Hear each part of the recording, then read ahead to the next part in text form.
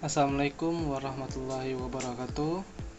Perkenalkan, saya Fatur Rahman dengan NIM 220502036 yang akan mempresentasikan hasil dari analisis indeks pembangunan gender, indeks pemberdayaan gender, dan indeks ketimpangan gender studi kasus Provinsi Jawa Tengah, Kota Semarang.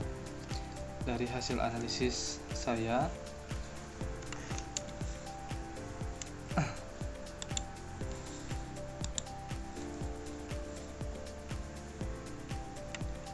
didapatkan di sini indeks pembangunan gender dari Kota Semarang. Jadi sebelumnya itu saya akan menjelaskan indeks pembangunan gender atau IPG digunakan untuk mengukur tingkat kesetaraan capaian pembangunan antara laki-laki dan perempuan. Indeks ini membandingkan capaian kedua kelompok gender pada 3 dimensi utama pembangunan manusia, yaitu umur, harapan hidup, pendidikan, dan pengeluaran per kapita. Nilai IPG berada pada rentang 0 hingga 100, di mana nilai yang semakin mendekati 100 menunjukkan semakin kecilnya kesenjangan capaian pembangunan antara laki-laki dan perempuan. Berdasarkan data di tahun 2024, IPG Kota Semarang mencapai 96,74 yang menunjukkan bahwa capaian pembangunan antara perempuan dan laki-laki di Kota Semarang relatif sudah setara. Nilai ini mencerminkan bahwa perempuan hampir memiliki tingkat akses dan hasil pembangunan yang sama dengan laki-laki, khususnya dalam aspek kesehatan.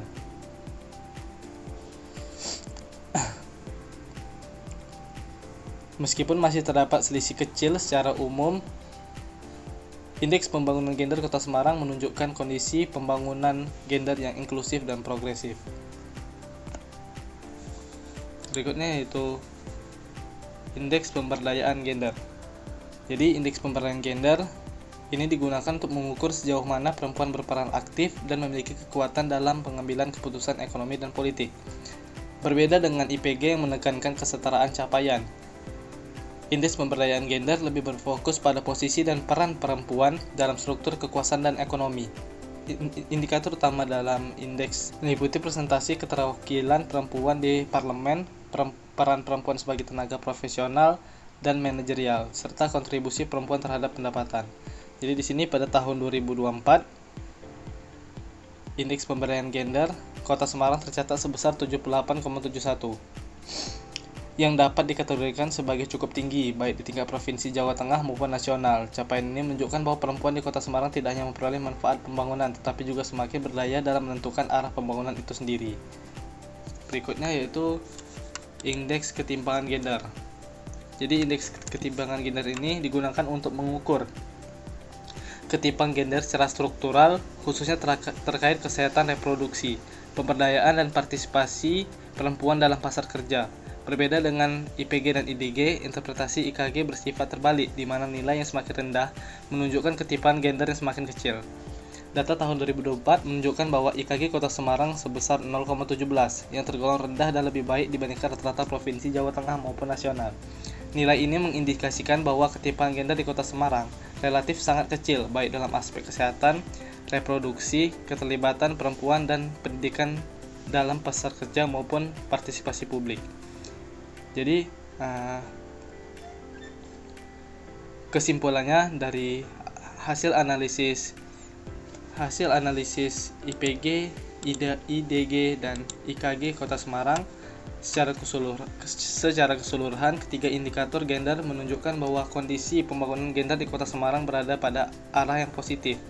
Nilai IPG yang mendekati 100 menandakan kesetaraan capaian pembangunan antara laki-laki dan perempuan. Nilai IDG yang cukup tinggi menunjukkan bahwa perempuan semakin berdaya dalam ranah ekonomi dan politik. Sementara itu, nilai IKG yang rendah mengindikasikan bahwa ketimpangan gender di Kota Semarang relatif kecil. Temuan ini menegaskan bahwa Kota Semarang memiliki fondasi yang kuat dalam pembangunan berperspektif gender, meskipun tetap diperlukan upaya berkelanjutan untuk memperkuat pemberdayaan perempuan secara struktural. Dan berikut adalah format GAP Gender Analysis Pathway Kota Semarang tahun 2020-2024. Rekomendasi kebijakannya itu program peningkatan kesejahteraan dan perlindungan perempuan Kota Semarang. Jadi tujuannya meningkatkan kesetaraan gender dalam akses pendidikan, mengurangi ketimpangan gender. Yang sudah saya jelaskan tadi berdasarkan IPG, IDG, dan IKG, dan mendorong partisipasi perempuan dalam proses pengambilan keputusan publik. Dan data penerimaan manfaatnya yaitu laki-laki sebanyak 845.177 jiwa dan perempuan sebanyak 863.6566 jiwa. Dan itulah dari hasil gender analysis pathway Kota RPJMD Kota Semarang 2020 sampai 2024. Baiklah, cukup sekian pemaparan materi presentasi yang saya sampaikan tentang analisis indeks pembangunan gender, indeks pemberdayaan gender, dan indeks ketimpangan gender, dan rekomendasi kebijakan dan kesimpulannya dari Provinsi Jawa Tengah Kota Semarang tahun 2020 sampai 2024. Baiklah, terlebih dan terkurang saya mohon maaf.